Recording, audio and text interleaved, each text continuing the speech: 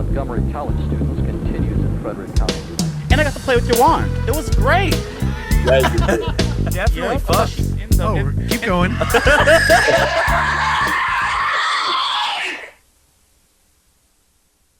Hey guys, welcome to a new episode of Footage Foreplay. And we're joined here with Louie from Found TV. How you doing, Louie? I'm fantastic. Thank you for asking. Thanks, everybody. Good to see Look at everybody you. here and everybody watching or listening and or. Thank Both, you for that. hopefully. They didn't comment. But let me see your shirt. Is that Evil Dead? I was trying to see. Yeah. It Oh, it is. is. Look at you. You came prepared. And I'm looking in your background now. I see Annabelle back there. You crazy. do. You have a Why nice you got Annabelle? that bucket Annabelle doll back there? That's I know. the real Here- Annabelle. well, that's the fun part. I've been on the lookout for a real Annabelle doll for a long time.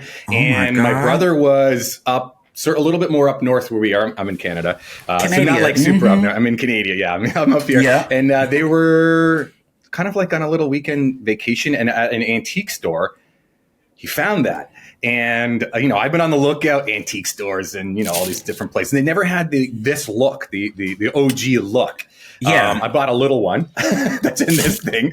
Oh, really? Oh, my God. Yeah, he found that. And I said, oh, my God, you got to get that. And of course, it went sort of dormant. But Monica texted him and they snuck the purchase and I got it for my birthday there. But the funny thing is, so yeah, thank you. Here's the funny story. Remember that whole weekend where Annabelle went missing? Mm-hmm. You found it when it showed up. That was the same weekend that we bought it. Oh. So like the little joke with my younger cousins was like, oh my gosh, Annabelle went missing and then we got this. So that's kind of fun. You found it. Okay, It's so you want not to the get original possessed. actual one. Yeah, so far it hasn't moved. So I think I got a clone, but So where's Monica? How Monica doing? she's great. She's great. She's doing some production stuff, I think, right now. But we're doing fantastic. Busy times and with Found TV and our own productions and growing and it's been great. Thank you so much. You've been busy. Y'all been really busy. I haven't got a chance to meet you yet. So I'm Terrell. Nice to meet you. I know they all talked to you before, but I'm excited. Yeah, I was introduced to a movie I just saw that was like floating around, the Invited movie y'all worked on. Invited. And I just loved it. I know I had Thank watched you. it before these two, and I was like telling them y'all have to watch this movie. I Thank even you. got the movie on Blu-ray, which I need to get you to Oh. sign if you come Anytime. from Canada. And Yes, I Monica. will. Look at Yes, this. we will. And if y'all listening, watching, y'all need to see this crazy shit. Let me tell you. It's like, if y'all like host and all that stuff, Screen Life Films like I do, y'all gonna love this movie. So girl, get you a copy. I got this on Amazon, I think. But maybe they can get them from you. Do you sell the Blu-rays too? We actually have the links that go right to Amazon as well. So no worries, Okay. wherever you find Amazon, like Walmart's, Best Buys, I think Barnes and Nobles, just search it online and whatever fits your shipping, grab it. So no worries if it doesn't have to come from our site. Yeah. Well, that was my introduction to you. But what got you into all this? What got you into like found footage and making movies and starting Found TV? So my mom's a huge horror fan. Ever since I was Shout out like, to Mama. yeah, thanks, Ma. I watched horror very, very young. From I can remember, probably watched The Exorcist at 0, maybe something like that. I don't think I've ever been scared. At 0? I ain't never heard probably at nobody 0. say that. Yeah, I think I probably did. I've never been scared of a horror movie, but I love them. Love them. Okay.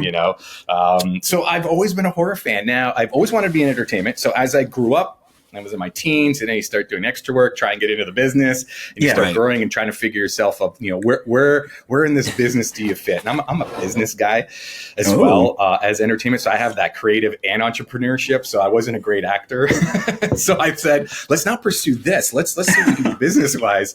And I started to create TV shows, non-horror based at the time, lifestyle TV. Got into music television, interviewed Lady Gaga and Richard Branson and the Backstreet Boys. You interviewed the Queen? I gave her first ever television interview. My that's God. on Where can I find that? Just YouTube. Go to my YouTube or YouTube. Oh, that Louie is LaVella, crazy. Lady Gaga. What'd she say to you? Wasn't she great? She's I love her. great. Yeah. She absolutely is so cool and what a good person. Evan's daughter was supposed to dress as her for Halloween, but I think he changed her mind, right? Yeah. Yeah. I don't know. I can't hear him, but yeah. You're muted, Evan. Oh, that's cool. That's cool. So I got into entertainment that way. So that was kind of where I started to grow into that field. And there it is right there. Yeah, there's my. Oh my God. We got it. Let's play a little bit of it. This is too play a good. little bit. I love Miami. It's sunny. Everybody's fabulous and skinny and tan. yummy. Yes. Talk about your single, your brand new single. We loved it. Just Dance. Well, I did Just Dance with a producer named Red One and Akon, actually. And I wrote the record. Dude, where are you guys here? Miami. Where's Miami? This is We're in Miami Beach. She said it. Are you listening? No, I didn't hear her say that. But I mean, where is this? Like just at an event, like a venue, or like where specifically? This is private rooftop patio sort of event where some of us in television and press were sort of there doing a lot of interviews. And her manager came to us and said, "Hey, new person got signed to Interscope, and she's going to release her music, and we obviously want to get interviews." And I think Sirius Satellite Radio was around there as well.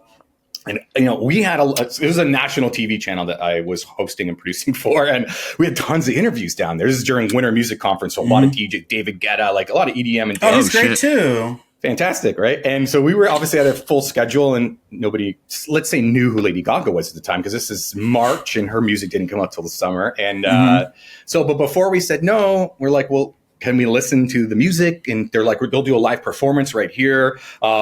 Basically just for the small group, and you can record that. And of course I listened to Just Dance on the iPod back in the day. Hey, shout out to iPods. I still got mine. Yeah. And of course we're like, this sounds really good.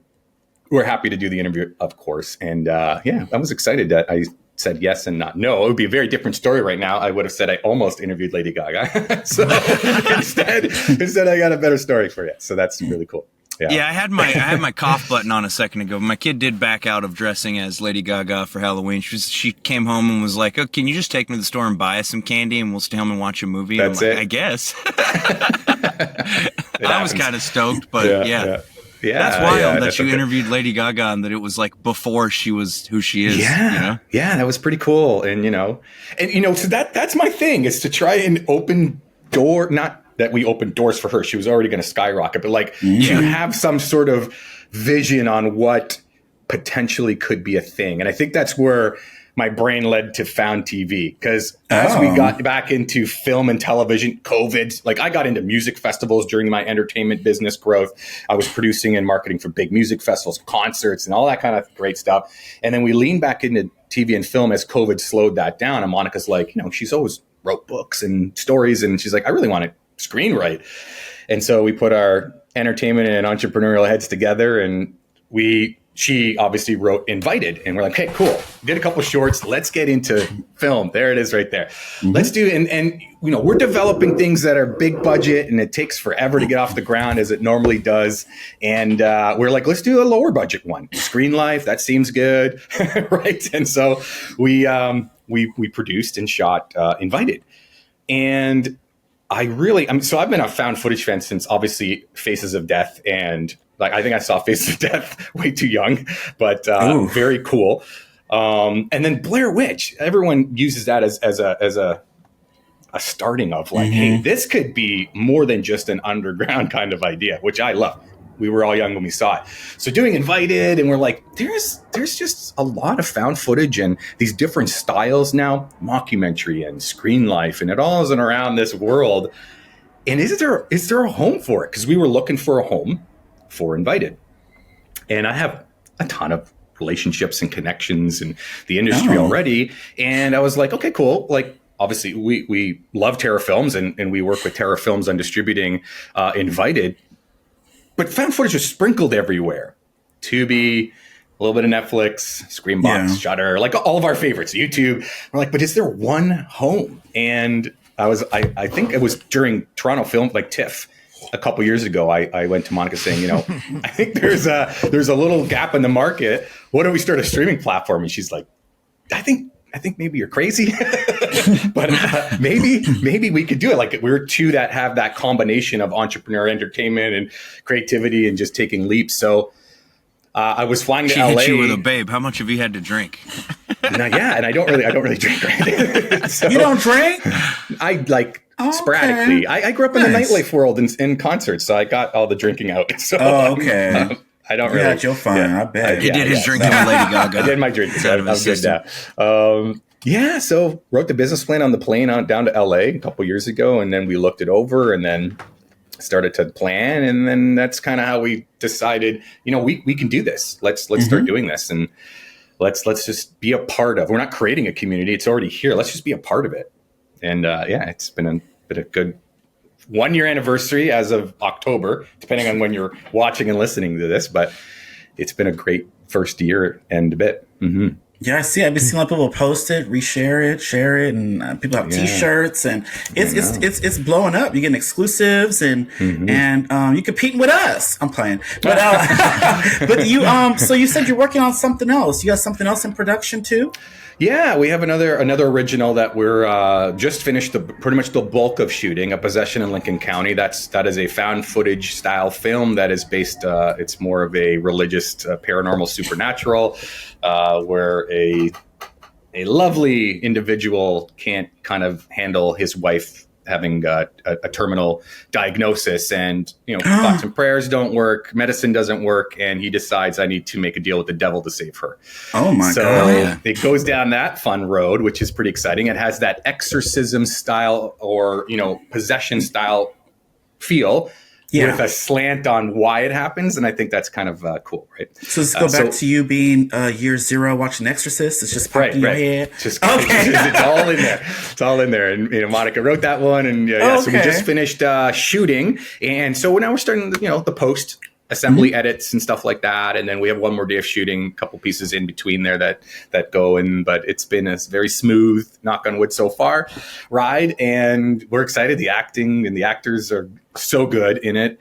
It's looking great, and we're super excited to get it done. And we're happy to create these formulas and be a part of the formula where it's, let's again try and do this low budget. Let's do it low budget because that's what a lot of filmmakers are restricted on doing. So we want to try and do the same so we can create that formula, monetize it back through found and so on, so that other filmmakers have that opportunity to do that. That's kind of why we wanted to make Found TV, is to create that playground and that ability for all kinds of filmmakers to sort of get their visions out.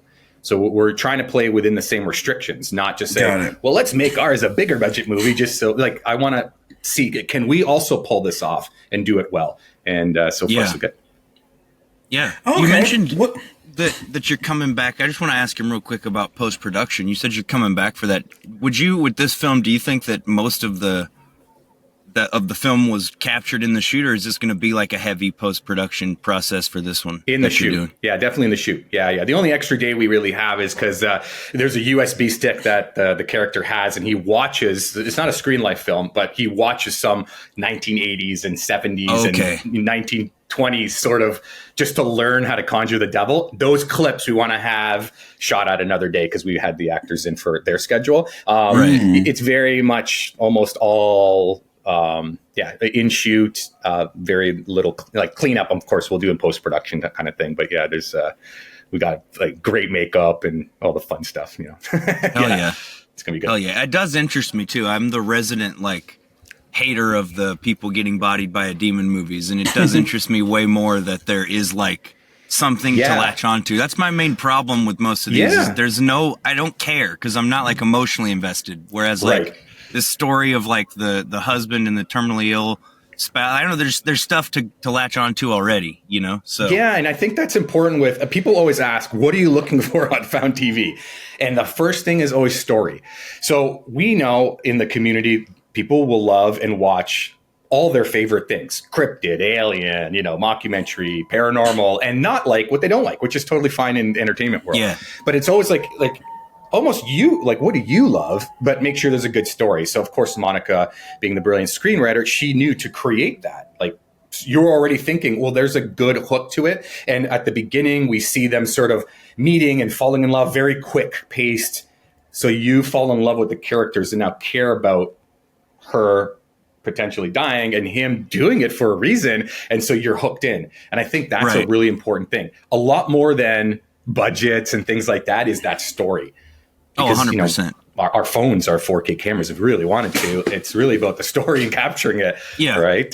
Versus $100,000 budget or $1 million budget. That's one of the strengths style. Too, right? Of found footage and in-world camera is you can write a story that fits something, that fits what you have around you and fits your surroundings. You don't have to have some kind of crazy set or some kind of crazy budget. You can kind of craft your story to what you have, which is my favorite thing about the format.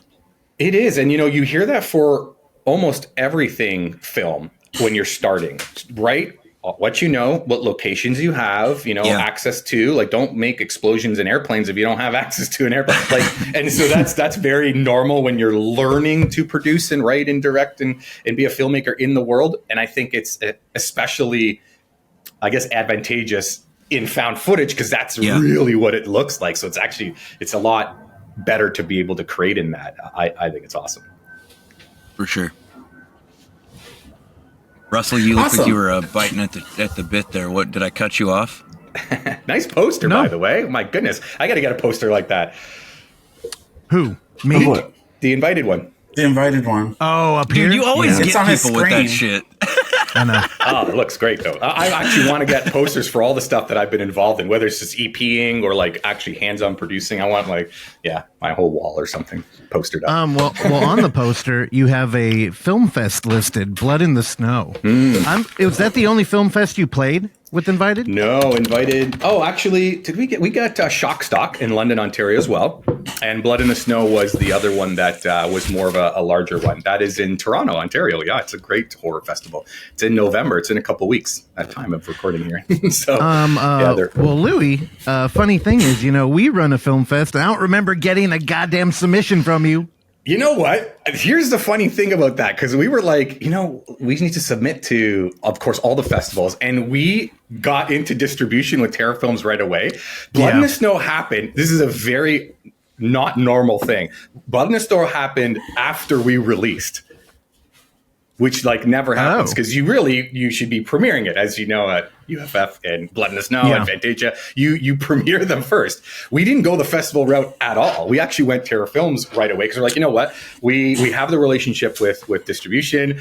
Do we need to do festivals at this point? Well, let's just get it out there and start moving. And we were like, okay, we're going to start Found TV. So we didn't even do the festival submission route at all until we were released. It was out there, and then Blood in the Snow was like, hey, we'd love to play it, and same with London being local to us too. But we didn't actually do any submission, so it was definitely. We would love to submit our next one to you if it's done in time. So yeah, well, maybe we'll allow it. Thank you. We'll just charge you double. Yeah, it's fine, dude. If the screeners love it, there's Well, Louie, do you, now in hindsight, and I know you have a working relationship with Terror Films, but do you regret it? I know for a lot of indie filmmakers, that first run at okay, let me backtrack a little bit. Found footage in Film Fest is already kind of weird because it's kind of an honor just to get picked. I'm not talking about ours. I mean at any other one. Yeah. Because you can feel that they almost filter out a certain amount. So it's we'll do 3 found footage of movies this year. You're in a different category. So to be the one that made it in is kind of its own accolade. Yeah, it really is. Yeah. Do you think you could have I don't. I'm tiptoeing around Terror Films as a distribution option. Sure. Yeah. Because I think a lot of indie filmmakers feel kind of burned by the YouTube option. I know if you're listening to the show, Terror Films. They put out a ton of movies that basically everybody else will overlook, and they're wrong for. And I think in World Camera, it's a big risk. So a lot of them end up there. And then they work, and they're fucking good, like your movie, and it's what the hell? How come it's on YouTube? And then a lot of people will be like, well, and I'm not even getting residuals from there. So has that model worked out for you? So I think that's a big key on a filmmaker deciding what they are capable of doing on the business side. So we obviously are business people as well. And this is before Found TV launched. Not that I would choose a different route even if we had Found TV. But, Joe and the team and other distributors that are, really close to horror and, this style in world and screen life do that job well. They have those quick connections to get it out to other platforms. They do the marketing and all that business side and legal. A lot of filmmakers miss a lot of those things, I would say, because you're busy doing the filmmaking and the creative, and you start to, and then post, and then you start to get tired and burnt out, and you want to do the next one as well. I think there's a very long process in producing a film, from the idea, script, financing, shooting, distribution, QC, getting the poster done, marketing the film. We still get people posting about Invited on all the Facebook and Reddits, positive and negative, but you have to be on top of that all the time, which is a great thing when you're very much invested in what you're doing. There's nothing wrong with going with distribution. I mean, again, it's great for us as a streaming platform as well to say, hey, cool, Terror Films will give us, or license to us some films, and they've looked it over and they've QC, they made better posters and all the fun stuff, which is great. And we also love going direct to filmmakers too, because some of them may want to just do it on their own, and they have a good business head on their shoulders, and they know how to market, and they do it well. And there's nothing wrong with coming direct to us and licensing direct as well. I think that you have to know for yourself as a filmmaker and as a business person what you want to do with the film and what you're capable of, and not just hand it over to a distributor and stand back. Hustle. It's like I used to work. I have a ownership in a couple record labels, and the artists have to keep posting. They have to post as well. They have to keep doing their love for their own, not just hand it over. Same with filmmaking. We are mirroring music quite a bit. YouTube content, low rates, tons of, ability for distributing on your phone, your YouTubes, your everything, your streaming platforms are everywhere, right? We're starting to mirror quite a bit of what happened through music.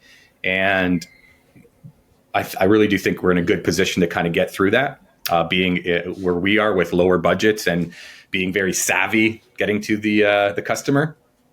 YouTube's a different beast. YouTube's a great distribution channel. I buy YouTube ads for Found TV. So I want to advertise to those fans. I know what it costs me to buy ads. That I would say concerns me on how much you can make on YouTube. And a lot of distribution friends go to YouTube as well to get it out there.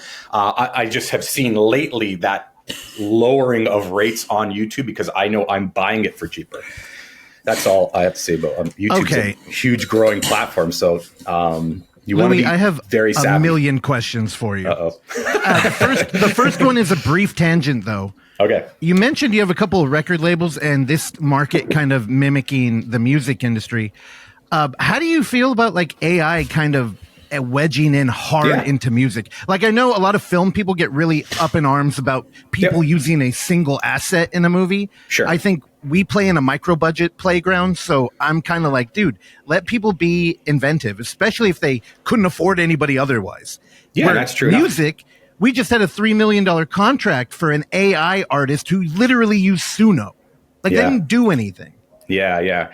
I see that a lot. I've been a very forward technological person since I was probably younger. I've tested the different AI tools years ago. OpenAI was called GPT Neo at the time, and you had an API and you had to put it on Discord. That was your chatbot to test what became ChatGPT. Now, of course, they're all making leaps and bounds, moving faster than you can imagine on the quality of things out there.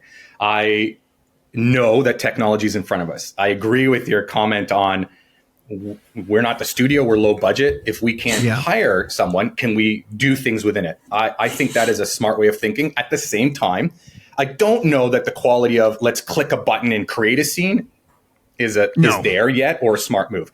Music is doing that with Suno and stuff, and click it and the whole song comes out. I do not, and I know people have tried to make entire AI films, and it looks okay.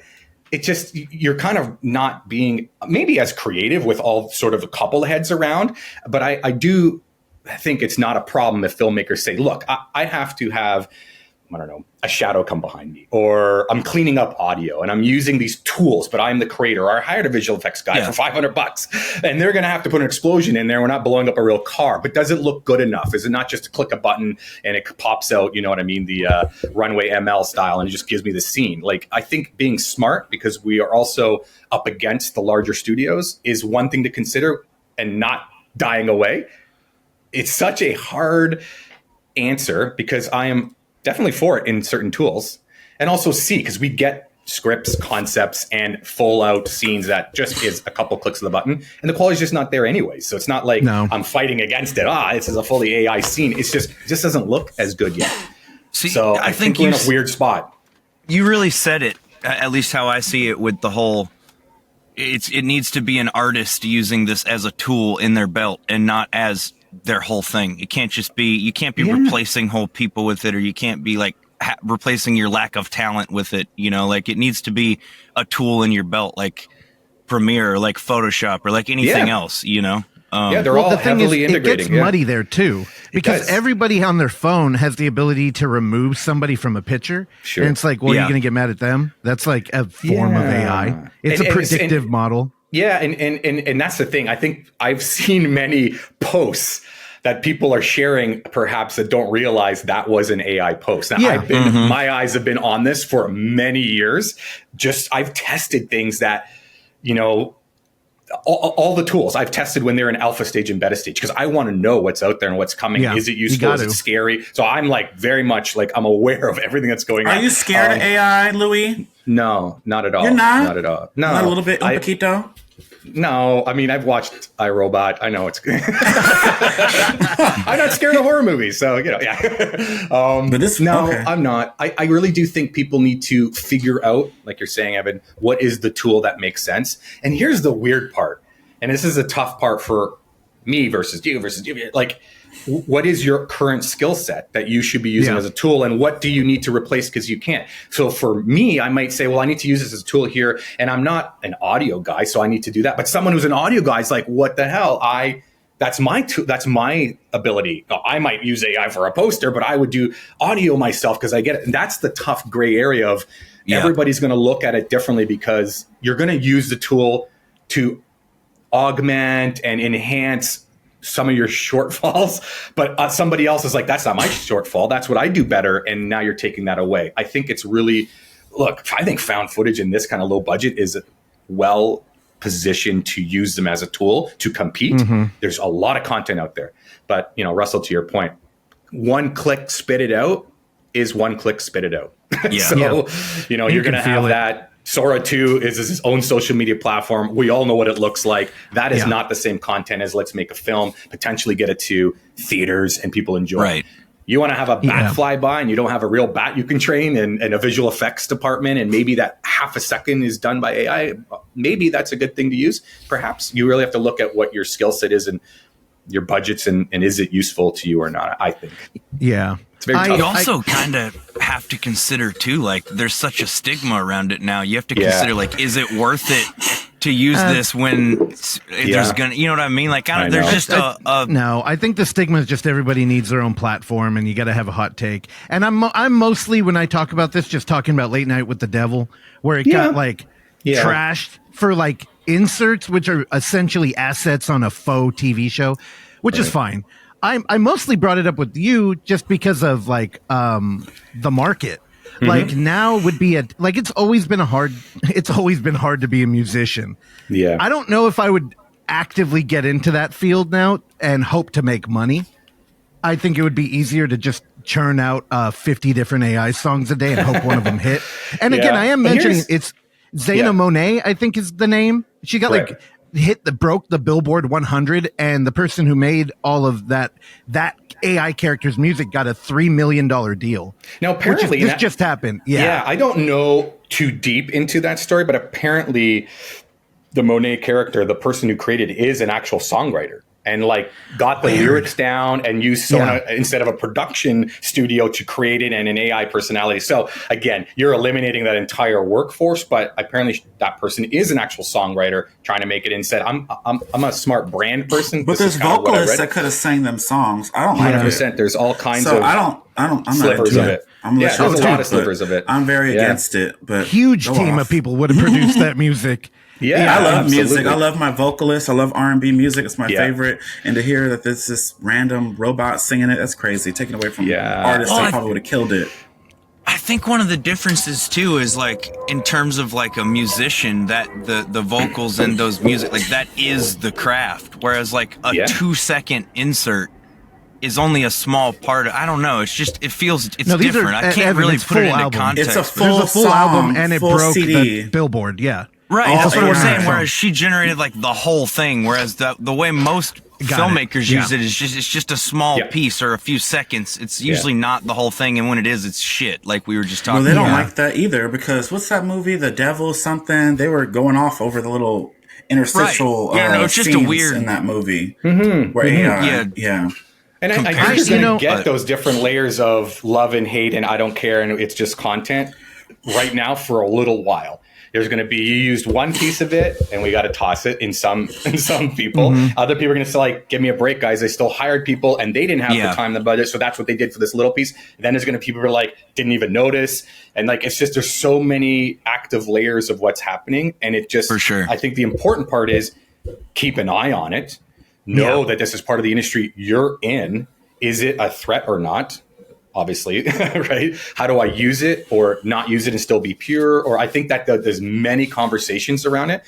As long as you keep an eye on it and know where it's useful to you or not. Many people don't need to use it. Like we aren't using, like we have very much everything going on.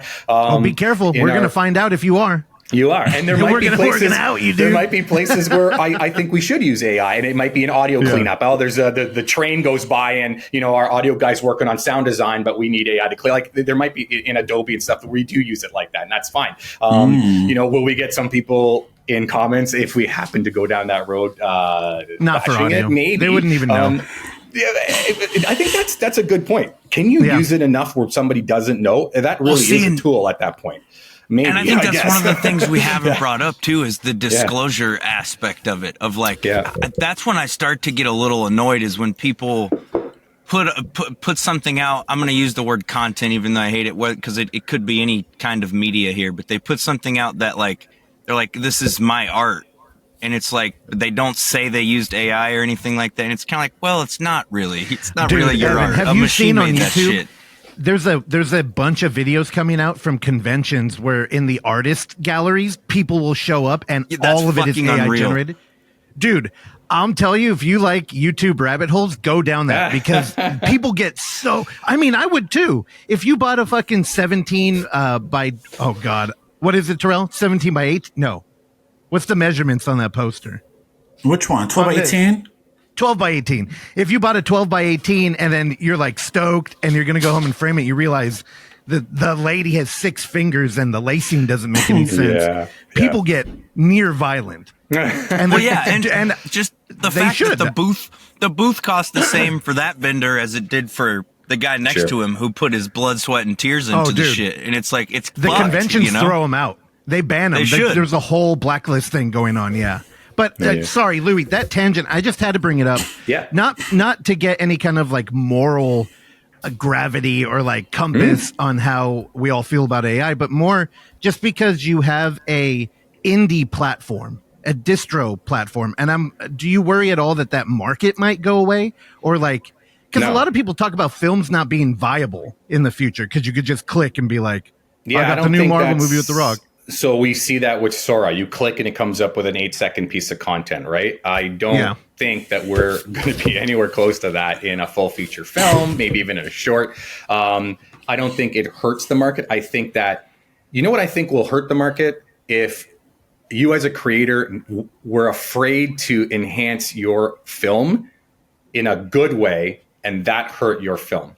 Because some fans will trash you for using some audio cleanup or that little this, or I had to remove the badge on, like the little magnet, and I'm going to use Adobe Premiere to remove that piece because I can't afford to hire visual effects frame by frame. And you're like, this is a $2,000 movie or $500 movie, and you didn't clean it up. As an example, I think that will potentially hurt things because big studios have been talking about this for years. They're training their own stuff anyways, and again, it's just a competitive landscape. I think that one click, send me an entire movie. We have had those submissions. They just don't look. There's no story there. Yeah. It just doesn't, it is not a fad, but I think the one click, give me the entire film. Feels hollow. Is a fad. I don't think using AI is going to be a fad. I think you just have to decide where you're going to use it to make it proper because you're in a restricted budget. People ask for volunteers all the time. You're not paying people, but that's a thing people do, right? This might be another layer of things that could help the film. So again, if you sent me a film and said, listen, I had to use AI in a couple places, and I'm like, I didn't even notice, I would not reject the film. Just so, yeah. But it was clearly like we have rejected many pieces of content in film that come our way that is, it's just all AI, and it just doesn't look like the fans would enjoy it. It's not Louie, if it's AI, could you even license it? I know a lot of the trouble with AI is that you can never really own it. Yeah, that's a very good legal question. And that is an extremely big gray area of who owns what, right? Now, an entire completed film has its own copyright. Pieces inside the film that might be AI generated, a song, things like that, perhaps are not licensable. And I would assume at that point it is sort of public domain. So I licensed the film. This is just hypothetical because I don't think it's happened as far as I know, but right, the film, but maybe the tracks in there, you as the filmmaker don't really have a license for the track, but you do because it's public domain because it's AI. That could be something that, comes down the road. I believe that when music came out, that's why I say it's mirroring. Facebook, YouTube, everybody's posting music. There was no license. It was like, oh my God, like you guys are using music on your social media platform and you're basically taking it from the real artist. They're not getting anything. And it was a massive problem. Then they started to do takedowns. Your video would get, disabled, your account. YouTube's like, what are we doing here? And they started to make deals. Okay, now we're going to scan things. We're going to copyright properly. Now they have content ID trackers. And now go ahead and post.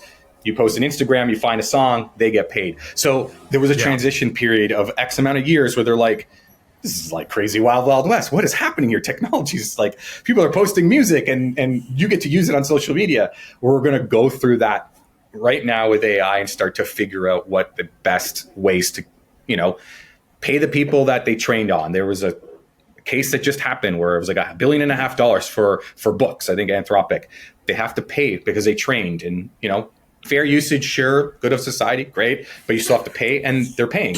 We're going through all these weird things, right, that we've never been through before. Okay. I got much more business questions. Okay. Terrell, Evan, if you want to jump in here before. Okay. I'm mentioned okay, you mentioned you were getting ad revenue on, I'm sorry, not ad revenue, but you were paying to advertise on YouTube. I've always heard that YouTube kind of curates a not great consumer base, like that those don't translate very well, and that the diehard best way to market or advertise has always been radio. And now we're in podcast. Have you seen any of that? Do you do podcast advertisement?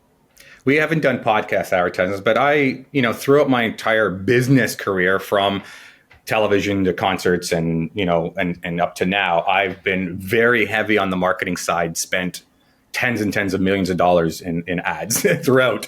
And I've been able to test and spend on all the platforms from radio to print to all the social media platforms, influencers, and start to determine how to capture eyeballs. And maybe that's why we're growing quickly. Terrell, you're saying like people are talking about you guys. I think that's part of be a part of the community, be a good part of the community, and try and make a nice brand that people can, love and feel it's their own and market it well, get it in front of people.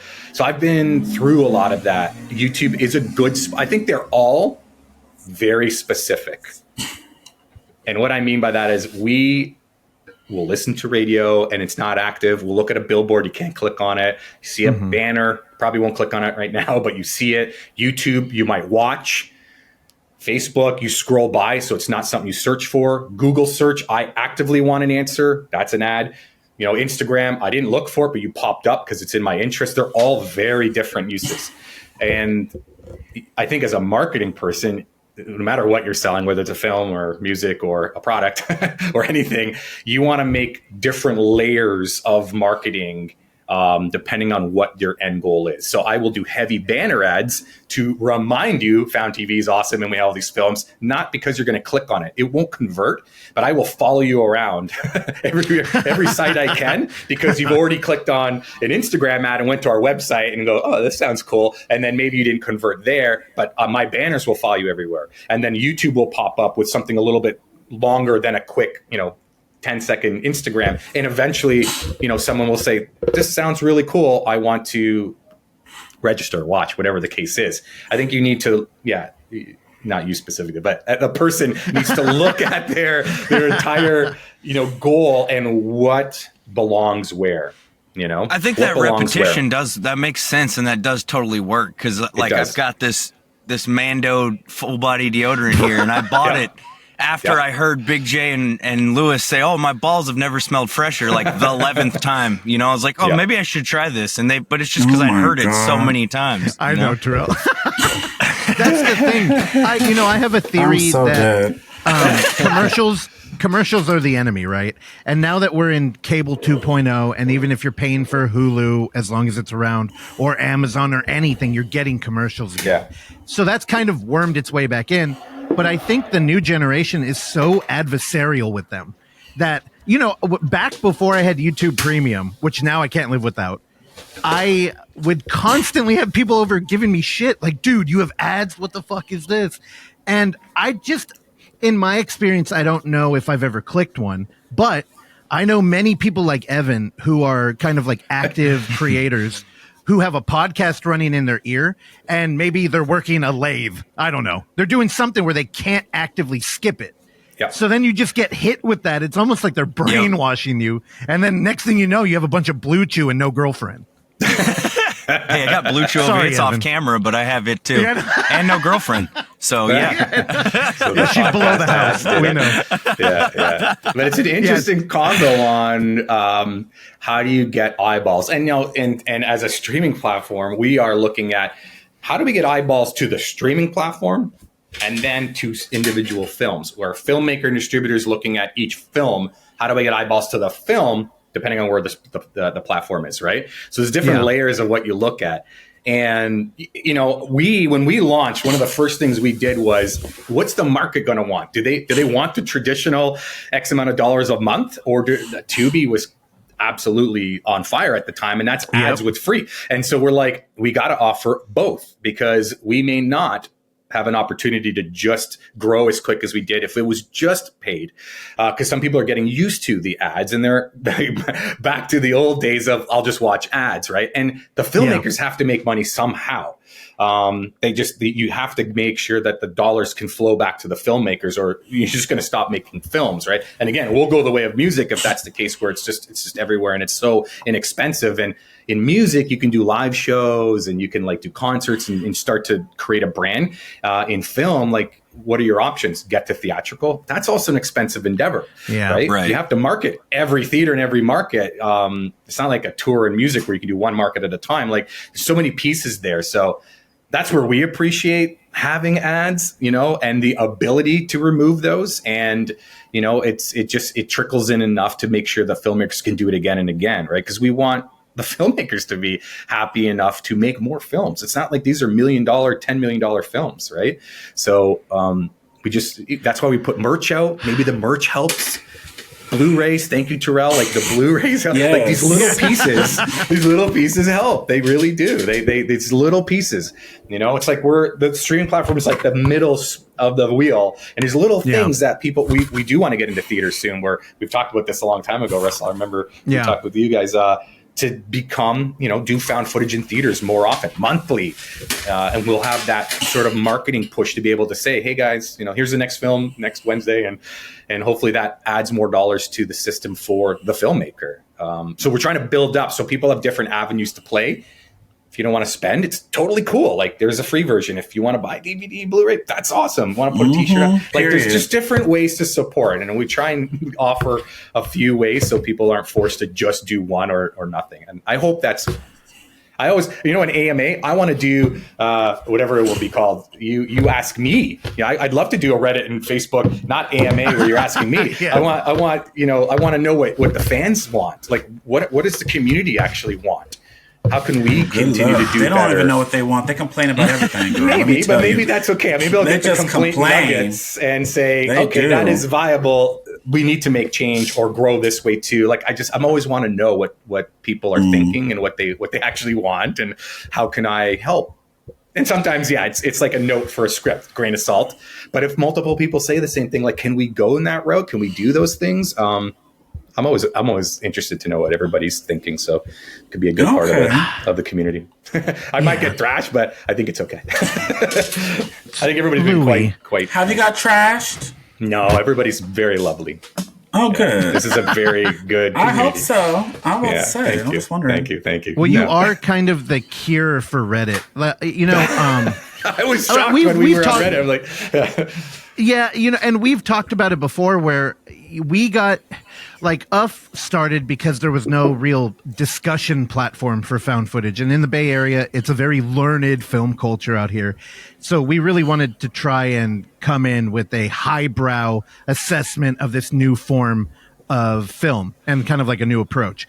And then we quickly learned, like, now most of the people who attend fly in, and this is kind of the only home for them. And paying attention to that culture, I think what they want is just people to talk to about it, right? Like just like a shared experience, which is kind of what I think everybody's looking for now that we all have our own little pocket dimension. And I call you the cure for Reddit, because in every social media platform, they have their own kind of identity. And Reddit, all they want is access to the movies. They don't seem to care. And of course, I'm not speaking for everybody on there, but everybody kind of just wants it now, immediately, like content. And you guys, you are like when pirating was a problem, that, in my situation would be like, oh, a bunch of people came over and we're going to throw on Netflix because they just threw up this new Japanese horror movie. And you go on there and it's like, wait, it's gone? Fuck. What am I going to do? I'm going to turn around. Maybe I'll jump on Pirate Bay. Right? Like it became an availability thing. And that community is always like, where's this movie? Where's that? Like, dude, you guys have, oh God, I'm going to mess the title up. The Australian film that has nods to Conan, Robert E. Howard's, We're Not Here to Fuck Spiders. Oh, right? yeah.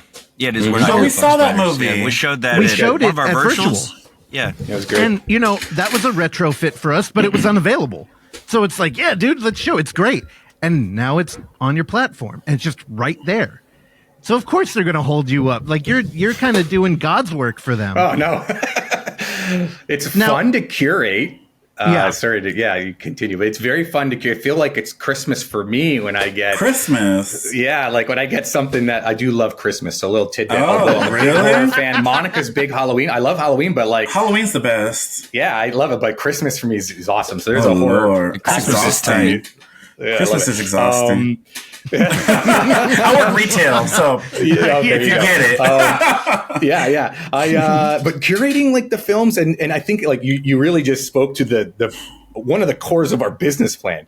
Where do I find this film? We find that we'll bring stuff out that is like 8 years old. It's not necessarily brand new, originals, and it's like, oh, I didn't even know that existed, or I knew it existed, didn't know where to find it, and so it's found on found. I love that. We want to be the biggest curator and spot of found footage world in the world. Like I have a list of almost 3,000 films. Wow. That I have on a list of from Letterboxd and IMDb, and just people saying, hey, how about this film and this series? And I just keep on there and I look for who the distributor is, and we start discussing and trying to reach out. Some like it's a fun little bit of detective work so that we can just grow, so that it is a one spot where you're like, hey, where's this film? Not to say that it shouldn't be on other platforms. I love the other platforms. We have the other platforms to subscribe to. Like, it's great. But being just found footage is its own specialty. Yeah. Are you gonna have like a Christmas section? You know what? I'm actually putting together an article for the top 5 holiday Christmassy things to watch on Found for like November, December. So we'll have I think we already have we gotta 3 see that that. are like that. And then there'll be another 2 we're bringing in December that are in and around holiday, wintry, or Christmas. That is like it's kind of fun. Just as something fun to watch. Okay. But, Perfect. Yeah, that'll be cool. Because Russell, to your point, like people are asking where, and instead of pirating it, and and we're hoping we can create such an ecosystem that it doesn't always have to go to the YouTubes and things like that at the same time, so that it does come to us sometimes, or hopefully most of the time, and so we can monetize better and provide those different avenues of merch and all these other things. So the levels too, right? Because that's one thing I've noticed with a lot of these fucking clowns on Reddit is they don't want to pay any money for anything. They want to watch it for free. But you're catering to them too with like the average. Well, I mean, yeah, sure, I think we should. But like, I'm also prepared to like support art, whereas they like will will the kettle actively. black. Well, no, 'cause they will actively avoid paying for something. Like they don't want to support the art. They just want to watch it. A lot of them. So so it's cool that you have that route too, though, with the ad supported free plan is what I was. Louis, for a little bit of context. Yeah. whenever we go on there and like people would promote the festival, be it virtual or in person, Yeah. the number one response people on Reddit give is, I don't care, where's it free? And it's like, you fuck. Or it's like, like Ricky Umberger, shout out to him. He's the king of like self-distribution. Yeah, he's and great. they hate him for it. You know what I mean? Ricky. He's great. He's great. But there's no like freemium option. So well, and and the different levels also provide different to the filmmaker. So I understand how Ricky's business model, even Clay with Blackwell, Dutch, like they have a good business model, and trust me, I want to support them at any time they're ready to get additional support. But I understand there's the rental, which adds a different business model versus the streaming for monthly versus free with ads versus YouTube versus, you know what I mean? So you work the business model because you have to make the next film. And so, Evan, like not everybody's like that where they're like, I just want it for free, screw everybody. They're not like that. They're great people, and I totally get it. There's a lot to subscribe to and watch, and there's ads, and we really love everybody supporting however they can. And there's going to be some that just like want to figure other ways, and we just hope that we're all part of the same community. We're not faceless between me and you guys and the filmmaker and the fan. We're really the same. So we're all trying to figure out how to keep the entertainment going. I like watching the films too, right? And whatnot. So that's kind of like the key. Dude, it's funny. You mentioned Clay and Ricky, and the other one in there would be Nigel Block. And Dutch. Dutch. You mentioned Dutch. They all came through at a certain kind of like the end of what I remember, what I in my mind call like the Amazon Prime era. Like during lockdown, they had a new policy where anything that was a documentary had to be scrutinized, and then they stopped taking them all together. And that hit so many in-world camera filmmakers because they all kind of present as like nonfiction, and that model. Like we talked to Nigel Block when he first released Bad Ben, and he was talking about how he was paying his mortgage from the royalties on Amazon Prime. That's great. Then look at him in the future. He ends up selling the whole catalog to like, I think it was Breaking Glass for like a couple, like 20 grand. And it's like, wow, did the revenue shift that much? And I know it went from like, again, I'm going to get in the weeds here. And Louie, if you don't feel comfortable saying any of this, I don't blame you. But from what I know with Amazon Prime, they had a model where after X amount of minutes, you would start getting like a dime a minute for people watching. And then beyond that, and then it kept shifting. It went from a dime to a nickel to it had to be an hour in to like a penny a minute. And it just kept becoming less and less. You know a lot about this.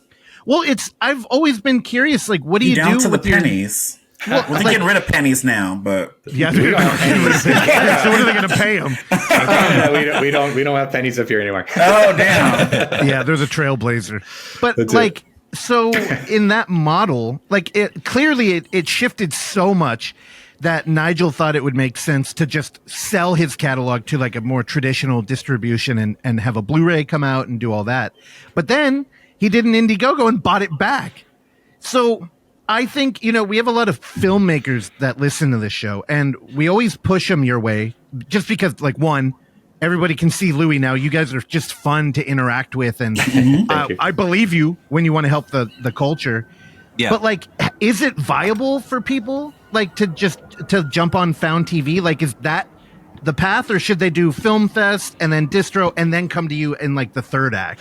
I mean, if you talk to any filmmaker, hopefully they have the same sentiment that they all love you. Yeah, I think you snatched up Anthony Cousins immediately after Frogman came out. They're also great to be a part of, and we're humbled to work with any of them and continue to.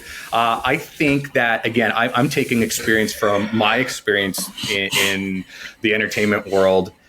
Eyeballs are key, and I think that there's always going to be fluctuation in dollars in different anything. Again, Spotify pays this versus YouTube and versus Napster versus now Amazon versus Tubi versus Found versus this. I know we pay well, but we want more eyeballs to pay even more of that well. But I think it's all about eyeballs.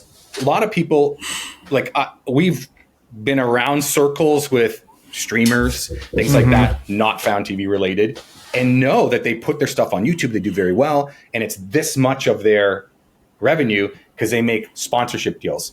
Yeah. So I think filmmakers should consider that as well. wherever you put it out there, go for product placements. A little bit extra work. Try and get product placement deals and these little things and in kind, because you have the eyeballs. Because the dollars fluctuate, like you said. Used to pay the mortgage, and all of a sudden it's down to here. That could return. Ads are coming back very strong.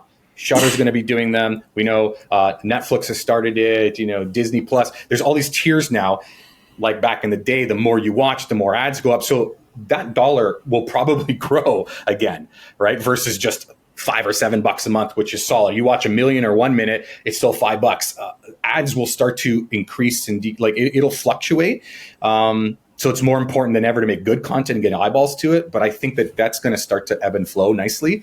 But if you have the eyeballs, don't waste that somehow, right? It's a little bit of work, but if you have the eyeballs, I am now in number 4 of X amount of films, start to try and figure out, can I not, I don't know how you make different deals as a producer, not pay for craft services because we're going to put your brand in, or make a deal, pay host. I don't know, you be creative, but look at this as a business outside of the creative part and say, how do I make things work during different periods of the industry?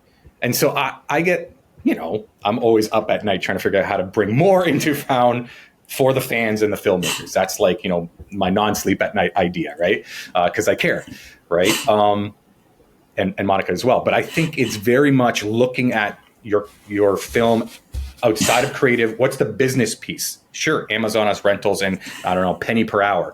Instead of saying, well, that's too low, it might be half a penny one day. Do you stop making films? Or do you say, okay, but maybe I got 1 million views here. So money wasn't there, but how about I find different platforms to grow or be exclusive and get eyeballs with product placement? You have to start looking outside of the box is my recommendation. And I think that's going to help a lot. That's something that I'm building with Found. Product placement teams and sales teams that can say, that can help finance other films. Because Monica and I can't produce 1 million films, but we have a lot of filmmakers that are great. Can we help finance? Because we can say, hey, but make sure that this is in the background, or, little things that are not Wayne's World style, but have Annabelle pop up. Think outside. It's not really outside the box. This has been going on forever. We don't think about it because it's. She very much, she jumps on me. Yeah, it's not new, so it's not like you go to a business and say, "I've never heard of product placement before." This is one example, but look at the business as a whole, where it's going, where it will go. Streaming came in, and that did a whole different thing. Now we're going to move into it's very creator economy, branding heavy, because we're even seeing content that was exclusive and original start being shared on other platforms. Dang. Right? You're seeing that a lot. It's part of what we've already known we were going to do, right? We should have a Found exclusive. Doesn't mean it has to be there forever. It could end up on all the other friendly platforms that we love as fans too. It's okay to do that. So, but how do we look at that landscape as a business person now? Was that an okay answer? I don't know if that was. No, that was an answer. We got you. I don't know. So should filmmakers look at it more as a passive income? Say I just made a movie and my whole goal was just to get on Found TV. How would I go about that? I know you guys are pretty easy, but could you walk me through it? Yeah, you did. Really, we're open still to direct submissions, which is good. We're getting a lot of submissions, so it gets harder to screen. But we screen them, and we have we're actually probably going to look at very soon growing that sort of screening volunteer team to really help us look at things. Direct submission is still open, like I said, and you just go right on our website, and there's a little banner that says Filmmaker. Click here, fill out some info. Do you have the rights? Is it with somebody else, so we can talk to them? Whether it's a distributor, Film Hub, or you have nobody yet, and we will watch it and we will support it how we can. And then the next question is, what do you want to do with your film? That's the next question. It's not like, hey, we're gonna take it, it's ours, and it's like, what's your goal with it? Sometimes it is just eyeballs, because I'm thinking of number 2 and 3. I just need it out there. I made it for $500. So really, I will recoup that, of course, but it's not about paying my mortgage. This is about my plan. That could be something. Another thing could be, I want to get a big license fee for this because it's the traditional way. It's all a question of every filmmaker has a different goal, and how can we support that? Sometimes we're the the premiere window, and they say, much like, being at a festival, ooh, Found TV curated and put their stamp on it. That's cool. Maybe we can leverage that to go to, a distributor and other platforms and grow outside of that. Maybe that's their goal, right? Let's get it on all the platforms. But I think if we get a Found TV stamp, I think that makes it, we'll do our press and our push, and maybe that helps them. So we take everything case by case and are always very open to what's your goal first, not what makes us Louie, is that strong. like a viable path? Like, so I would just, in my head, I would assume that if I was on Found, just the availability, it would almost be like YouTube, where could you leverage that into Shudder? Or would they look and be like, dude, your movie's already out. Like, we don't want it now. It goes a few ways. I obviously can't speak for any other platform on what they're currently looking for or how it goes. It's similar to a film festival. You may be like, oh, it's already out. Will I get the tickets and the eyeballs? That is the way traditional thoughts are. I have had many meetings with large scale sales and distribution, and I feel like they are looking at what other windows do we have. Yeah. Sure, it could be there, much like it could be in theaters first. If you didn't go to the theaters, you're still going to want to watch it on Found and Shudder and Tubi and everything else. So they're starting to look at where are the windows, they call it, right? Like, where has it been? And is that a useful spot to be? And I'm telling you, I've had many more conversations of, we don't mind if it's on Found first, because we get to say it's on Found, and then we can leverage it around the world, or second window that's non-exclusive. I've had a lot less people say, it's already on Found, so what are we going to do with it? You guys I don't think that's a thing. Like, with you focusing purely on in-world camera films, there's almost a different quality to your streaming service where you kind of, I don't know, you sort of have an artistic authority, I think, on these movies versus different streaming services like Netflix or Hulu, or just bigger ones where it's like they're not very, like, they don't feel as art forward, I think, for lack of a better. Yeah, like, you guys are very art forward. You're focused on the format, on these things. So I think it almost is like a stamp of quality or a seal of approval, sort of, with your streaming service, whereas it doesn't work that way with some other ones. You know? I think we're trying to create a brand that's like, again, this is part of the community. Not that, if it didn't come to us right away, it wasn't a good film by any means. There's all kinds of moving parts where, distributor decided it got a deal somewhere else, and that's where it's going to be for the first year or 5 or whatever the case is. And we support, there's many filmmakers that have gone to other places because, it just ended up working better that way for them. And we're still chat and talk to them, and we're super excited for them. Like, again, it's not like a hard feelings whatsoever, but we're trying to say, we're part of the community. We're trying to listen and be a part of it and create at the same time, and say, how can we make this playground and the sandbox something that we can all enjoy, and where does that fit? Film to film to film to film, old or new. And that's kind of what I'm hoping it ends up being. And things, move and shift, and markets move. We at first thought, hey, if it's a Found original, it'll be like Netflix, where you cannot find it anywhere else. And that's a good business model. And we're seeing that model shift, where it ends up on your platform for a bit. And then maybe it's okay to spread that elsewhere, because you're monetizing, puts the logo on other platforms, which is good for awareness. There's nothing wrong with that. It may help the style of the genre, found footage, get a little bit more visibility, on the other platforms, which is totally fine. As a whole, that's kind of what, far more positives, I feel like, come from spreading it further. I think so. Yeah. Well, okay.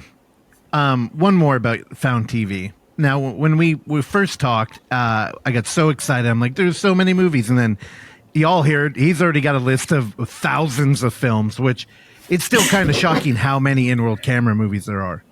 But when we first were talking, you were very hesitant to open up to non-horror. Now, I've seen your program. You've opened up a little bit. Are you going to be letting in more and more, or is that like?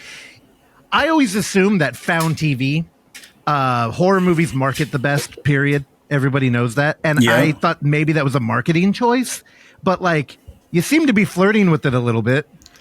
Well, there's some fun films that are not strictly horror, as we've continued to see. And that's Alien and thriller and crime and cryptid and, those kind of things. And I feel like they all live in the world of this sort of anxiety-provoking sort of storylines, right? Whether it's horror, slasher, blah, blah, blah. I'm a fan of more than just horror, although I'm a huge horror fan. And I think that the community also talks about other films that are not just purely horror. And I think that was okay to do. We've even flirted with hybrid a little bit more. Yeah, I know. A little bit of music in there every once in a while. There's, there's a little bit of narrative, not too much. But we're like, you know what? Where's the...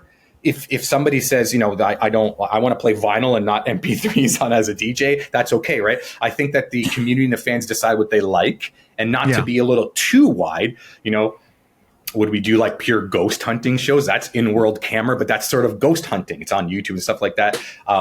It fits the style, but I think that's maybe a little too far outside of being a film, and you know what I mean? Real. I'm not talking about the style of it is ghost hunting, but it's still a fictional film.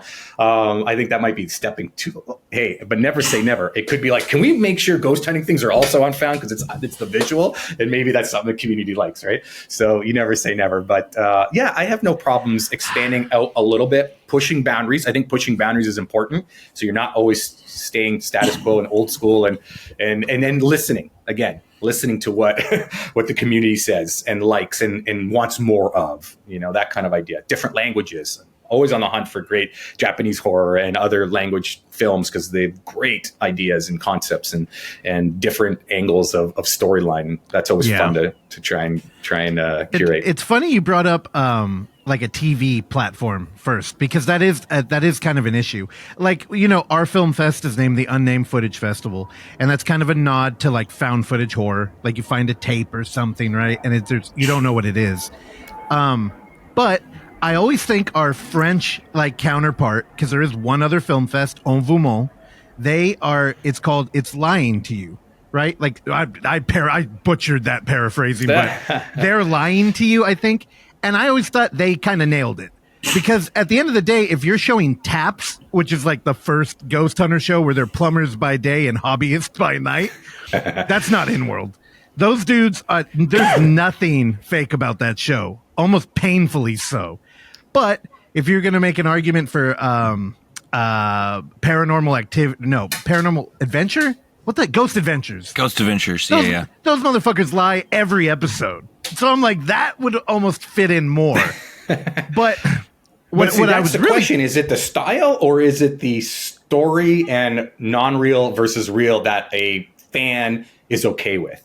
That how many minutes of narrative is okay for hybrid? That Cannibal Holocaust is almost half, and that's the question that everyone has a different answer to, right?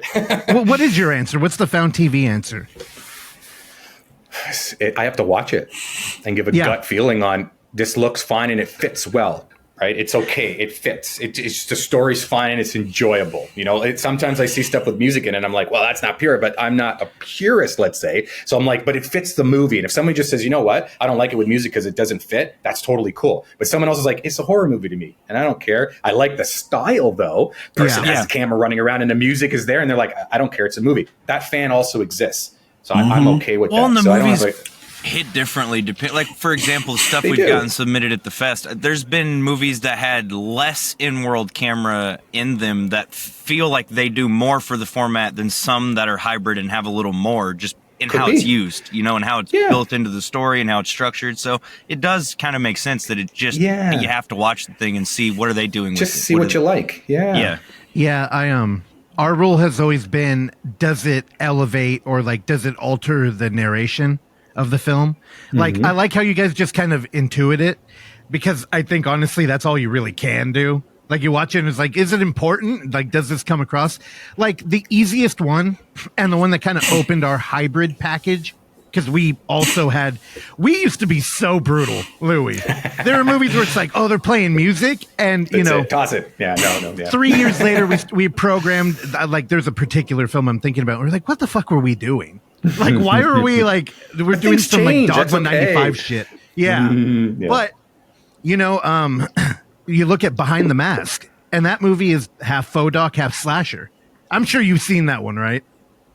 I have not. Louis, God, we're taking all your films that all blend together to me, and because I watch them, and so many I have missed because I have to scan through, and I have somebody screen it for me. I'm like, I got to get to. I have a list, of course, I have to watch, but it's crazy the amount that it just becomes a blur sometimes, and a good blur at the same time. And then, of course, things, Okay, Louis, I'm going to read between the lines. You can correct me if I'm wrong. But Evan, I think you got a shot with Florida Man. He's not watching these submissions. Hey, dude. Maybe so. Send it my way. I'll make sure to watch it. No, don't. It helps his chances if you don't, dude. I definitely, as it gets passed up to me, scan through it, if not watch, because we do about eight a month, of course. But yeah, it's a very cool, overwhelming place to be. The amount that come through, it's awesome. Bet. His movie's long too, so you have to get. It is long. Get some coffee. And I'll tell you what, I did a watch through last night, y'all, and I don't know how much shorter this thing's getting. Yeah, it's long. I think it's movie. staying where it's at, just about. Yeah. Oh Lord! How long is the film? 3 hours. It's like an 3 hour hours. 50 right now, hour 48, something It's like that. long. Yeah, just under 2. Yeah. So here's a weird thing. Sort of sidetrack, Russell. When we made Invited, it was 72 minutes. I like this. You did a good job. 75 minutes. Period. Let's now, do we it. watched Host. Straight to the point. Yeah, Host was 59, and I started asking around, because this is kind of where it was starting to get all weird with these short movies, and I'm like, does it have to be, whatever the typical distribution answer would be, 90, 82 minutes, or it doesn't count? And I'm like, and we started to get half the answer. Not really, because streaming may not necessarily need the exact timing. That was maybe theater/TV buying, and it started to get all different, right? So we were like, okay, well, it's going to be what it's going to be, right? Yeah. Terrell, I'm happy that 70, whatever. I loved it. I remember 75 minutes. 75 minutes. Yeah, it ended up being what it is supposed to be. Oh, wait, I'm wrong. It's 71. It says right here. I'm sorry. I was close. I was close. I was guessing. It's right here. I was close, though. Period. That was great. Yeah, we were asking the same question. Does length count? Right? Sometimes. Because sometimes. Depends on the situation, huh? Right? Dude, Y'all Louis, funny. the best thing about doing the film fest we do is that most of the features are around an hour. And my the found best. footage, dude, I love it. I love it. The 90 Straight minute to thing. the point. Yeah. Oh, yeah. I also hate, because we've done so many theater, we used to just be in the theater all the time showing stuff, and a lot of the time it was at my house in my parents' garage. And the thing I hate more than anything is that with 100 years of cinema, it's become so fine-tuned that 3-act structure is down to the 30-minute mark. And you would get people who are engaging with the movie, having a great time, and then they feel themselves being kind of lost in it. And they'll go, oh, okay. And it's and I know what they're doing. They're like, where am I? Is this the second act climax? Are we pivoting, or is the movie almost over? And I love how found footage, you can't fucking do it. You're like, you don't know. This person probably never read that book on how to write a screenplay. So everything is just fluid, and it's, you're right. It could be 71 minutes, or it could be, what the hell is your movie, Evan? 120? I think our McKinney's are 50-something minutes each, something like that. They look great. Yeah, and that's a whole other analog horror, right? It's not Robbie sort of Banfield. in world, not real. I mean, his movies are 2 hours, and I love them. Yeah. But they work for the movie. I think it just depends on the movie. Yeah. It depends on the movie. Where we are. It depends on the mystery and if it's captivating or if it's boring. Yeah. So, yeah. All right. Sure. Oh, yeah. And Terrell, the last thing there is just to fight for in-world camera stuff. I do think modern Disney, Netflix, traditional film, it is kind of in an era of second screen appreciation, and you just can't do that with in-world camera. The cameraman holding the thing is his own character, and if he pans away from action or something, you're missing out on information in the story. So it's just, it can be a little demanding, if you're 120 minutes. So the hour-long runtime, you're still getting all that value, if not more. Yeah. I wanted to add that, because that's an important distinction, and why you would want to go to Found TV over Tubi. I like them both. Yeah. All right. I like them both. I have TV as well. I love me some Tubi. Terrell's Tubi time. Let's go.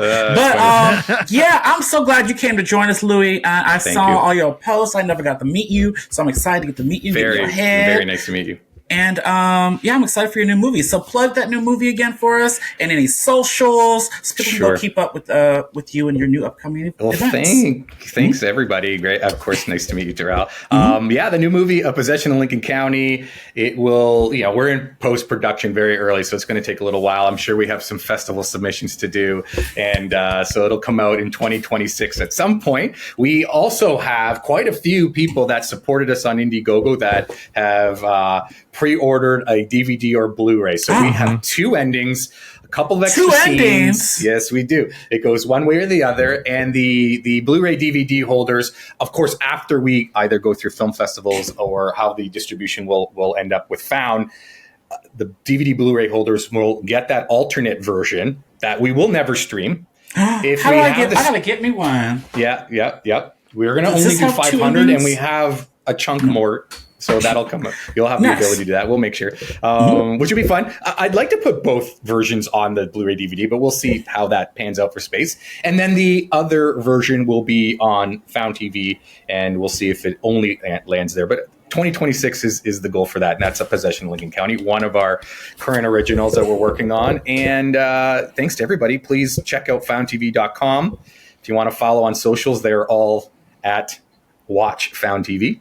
And I'm always happy to connect as well at Louie LaVella. If anybody wants to connect with me, I'm very, very excited to chat with everybody in all the forums. So please say hi. But thanks everyone for watching, listening, and to you three for having me on. Of course, dude. It was great to finally get to talk to you and sit down for a bit. This was fun. Thank you. We got to book you for a year from now. I still have a bunch of questions. For the 2-year anniversary. Yes. Let's do it. Yes, period. All right, y'all. Well, this is this week's footage foreplay. We'll see y'all next time. Bye. Bye, everybody. Love you, Louie. Bye, guys. Love you, dude. Thanks for kicking it. Thanks for listening to Footage Foreplay. If you enjoy the show, please consider leaving a review, sharing it with a friend, or simply hitting like.